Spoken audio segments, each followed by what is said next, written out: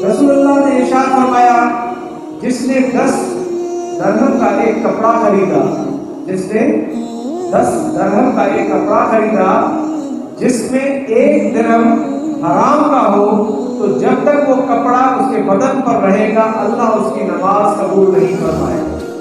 اللہ تعالیٰ ہر جگہ رہنمائی فرما رہا ہے کہ حرام سے بچو تاکہ تمہارا علم اور عمل ضائع نہ ہو۔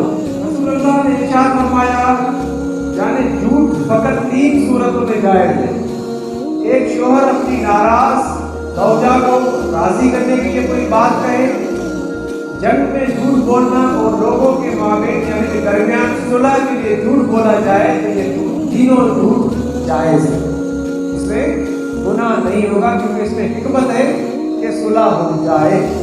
سچ کو لازمی طور پر اختیار کرو کیونکہ یہ نیکی کے ساتھ ہے اور یہ دونوں جنت میں ہیں، اور جھوٹ سے دور رہو کیونکہ یہ فجور کے ساتھ ہے اور یہ دونوں جہنم میں ہیں۔ یعنی کہ سچ کی تربیت دی جا رہی ہے کہ ہمیشہ سچ بولو اور جھوٹ سے کنارہ کشی اختیار کرو۔